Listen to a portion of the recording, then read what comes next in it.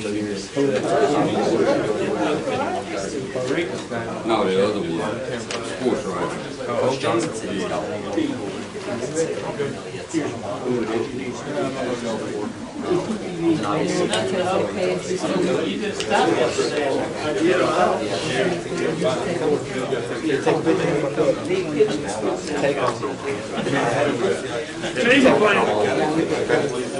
can take one now if you want to. That's right. You're right. Where you are? We just let him walk up here, and then when he finishes, he just slide across. Or that's all right. Or he can just slide there and you slide over. Whichever y'all want to do. You did a good job. You had a good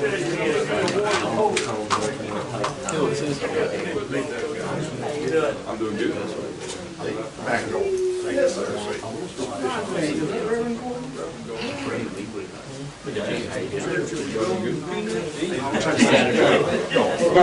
Y'all do that.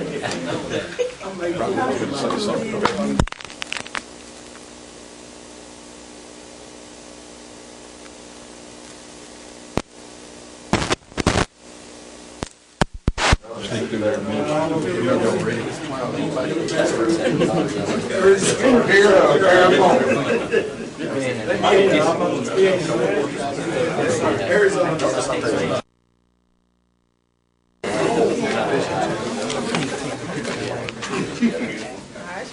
Welcome today. First off, I'd like to introduce our president, Dr. Steve Bishop.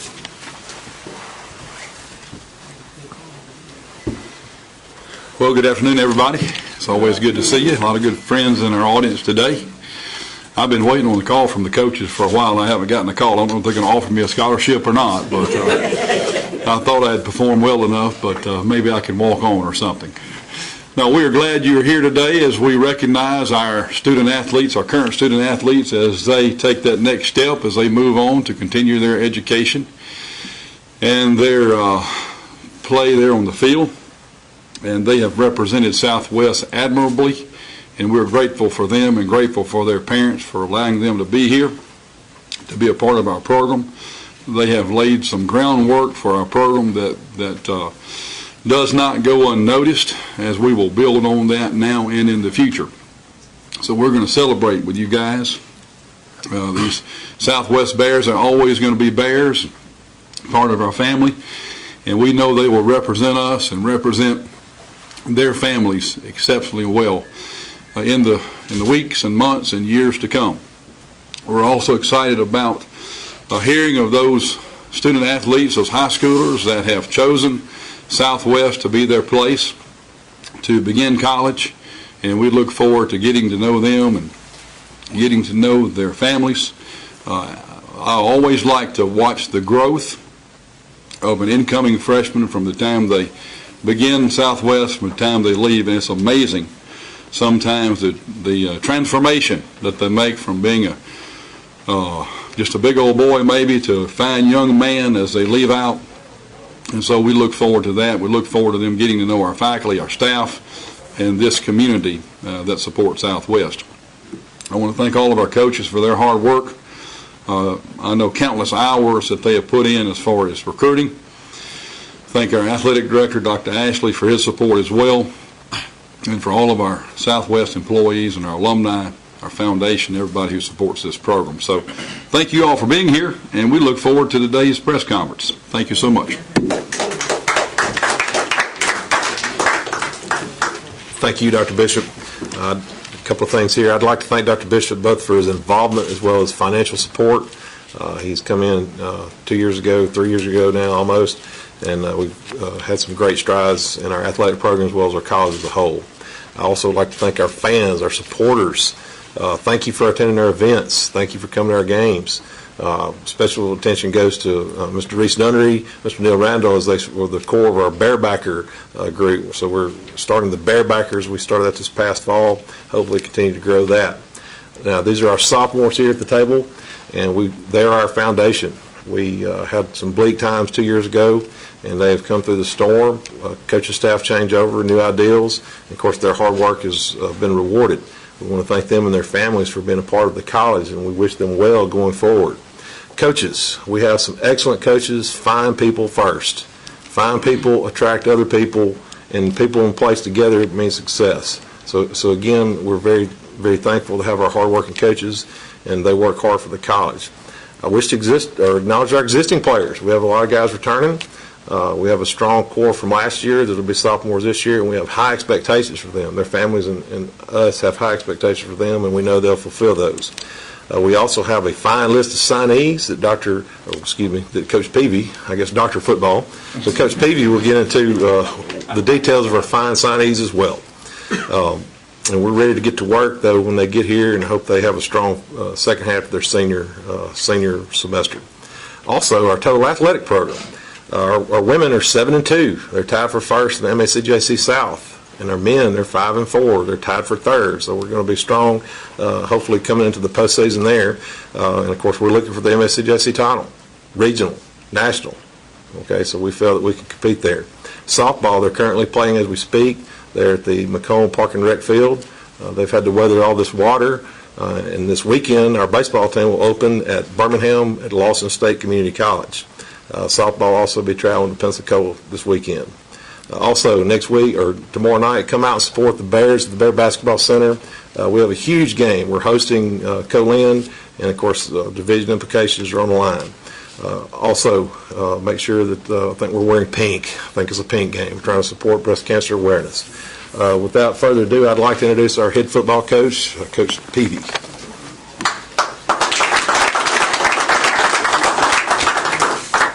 Thank you, Dr. Ashley, and Dr. Bishop, you do have a full scholarship, so we debated on it a while, but we figured you deserved a full. I want to say thank you to everybody that's here. Obviously, it shows some interest in the program, and I think that's important for our players to know that there are people interested in the program that'll do things on the side and take time out of their day to support some of the achievements that they've been able to accomplish.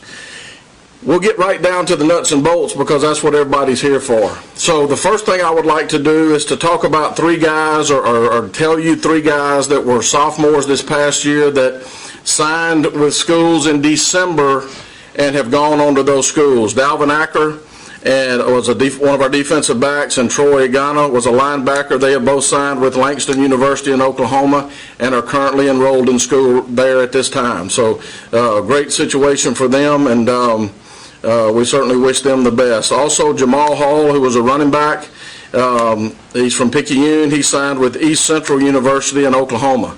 So again, he's another guy that's already gone. So we wish them the best, and certainly they can't be here with us today. They better be in class somewhere. So we'll move on to these current guys. What I'm going to do is I'm going to let each one of them introduce their family members that are here. Both of these young men are signing with Mississippi College, so we always like to see that. We know MC is making a move back into Division II football, which is a step up for them, and I think both of these guys will help them in that process be a successful football program. And as well, even though we're glad that guys go off to Oklahoma and places like that, we like for them to be close so we can stay in touch with them and see them on occasion. So at this time, I want to introduce Maurice McGee, who is a defensive end and from Amite County, and he's going to introduce his family that's here.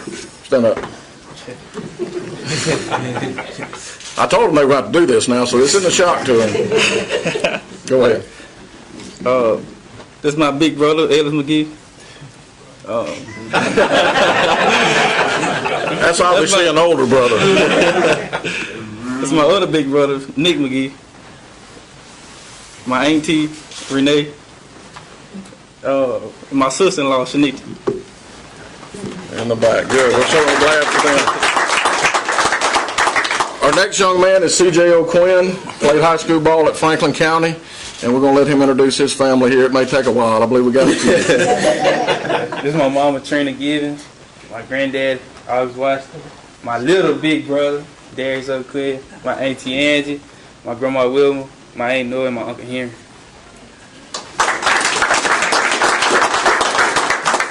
I think his people came on the bus, maybe. But again, I think this is a credit to these two young men as well as the ones that have already gone on to their prospective schools for this semester. It's a tribute to them as athletes and as students and to their character.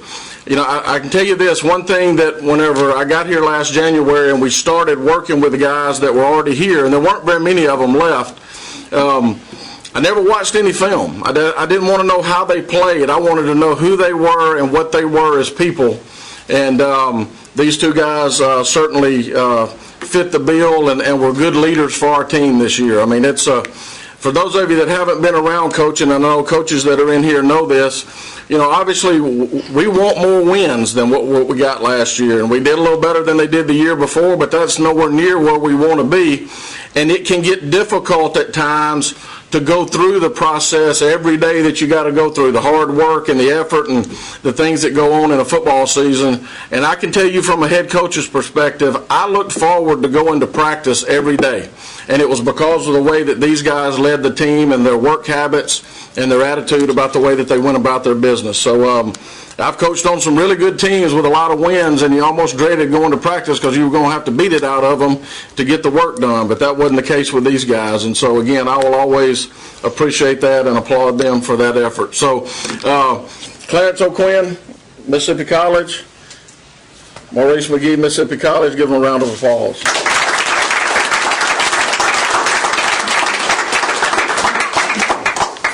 Now, going into this year's signees for Southwest Mississippi Community College, the first thing I want to do is I want to say thank you and make sure that everybody understands the time and effort and work that goes in by the coaches in this recruiting process. When the state got opened up for recruiting a couple of years ago, it opened a can of worms. There's no doubt about that. And it is a very, very competitive environment to be in, because if you're recruiting the right guys, you're not the only school that's talking to them and trying to get them.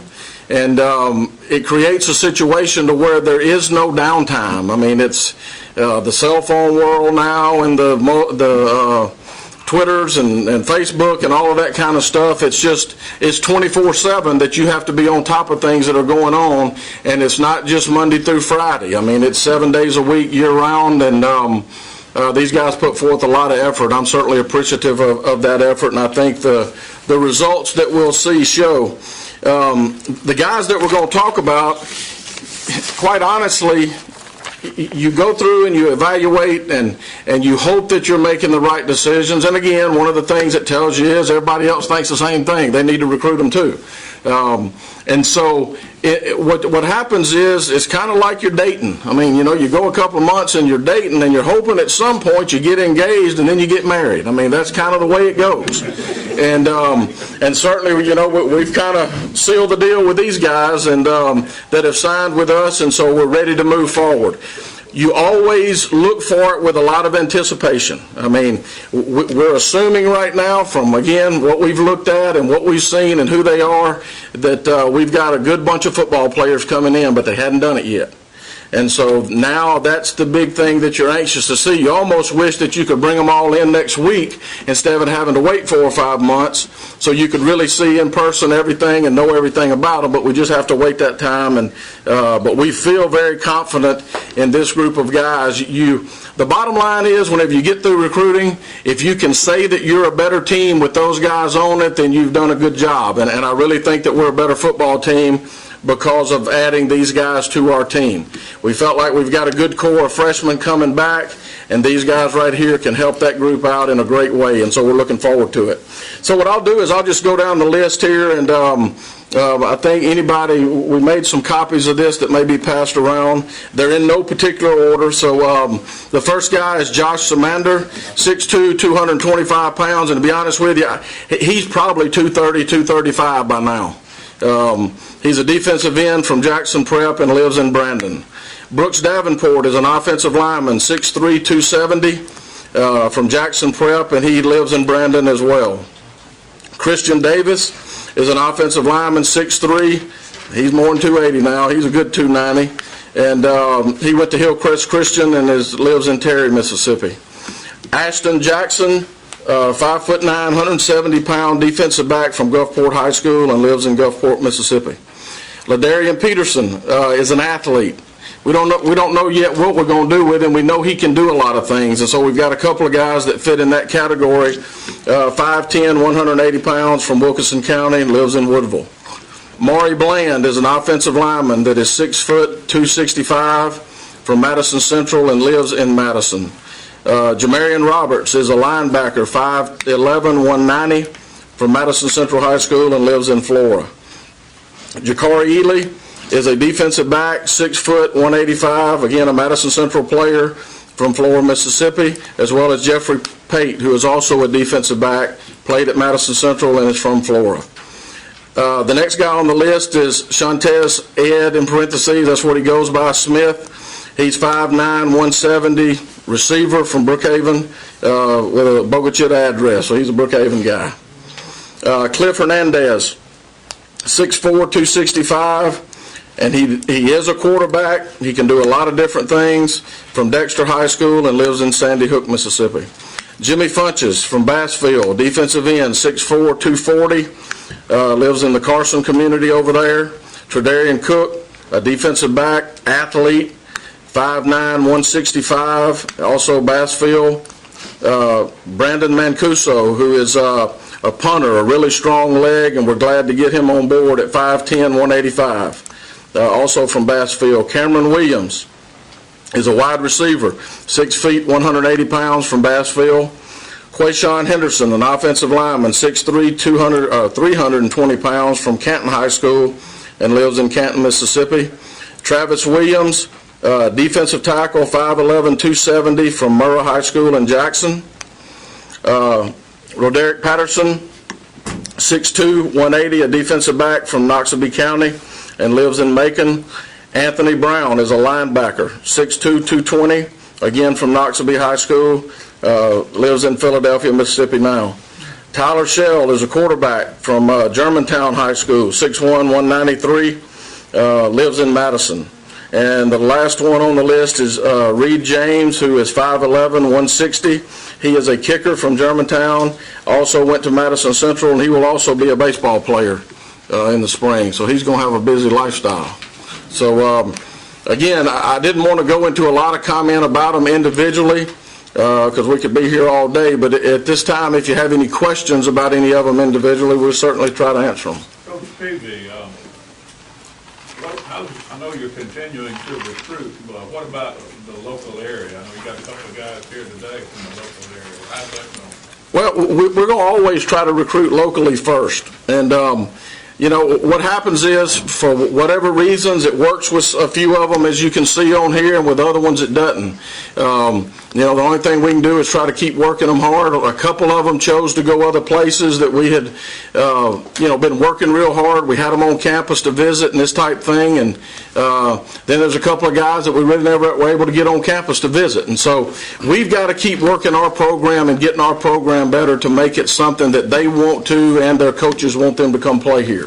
But we're going to always start locally and then branch out from there. The other thing that happens in recruiting, and it doesn't matter whether you're at Florida State winning a national championship or if you're in Mississippi and community colleges, you got to evaluate the players and you got to do your best to give your honest opinion. Well, sometimes it's a position fit. Sometimes it just doesn't work for what you're looking for, and the old saying, beauty is in the eye of the beholder. Different people can look at things different ways, and sometimes that becomes an issue in recruiting that, you know, we may not have a need for that spot, but you know the guy's a good player, and so he's going to go somewhere, and it just doesn't work that he can fit in here. And you know, like I said before about this dating process, the same thing. They put us in the street too. So you just try to work hard, and you hope you can get as many of them to marry up with you as possible. So, again, we'll always start here first. There's no doubt about that. Coach, were there any need positions you were maybe keen on filling with this particular recruiting class, and how do you think you went about that? We needed some offensive linemen because that was one of the big sophomore groups that we had from last year's team. And probably in the secondary and linebacker were the other two biggest numbers. Most of our defensive front is back. The offensive backfield is pretty much intact.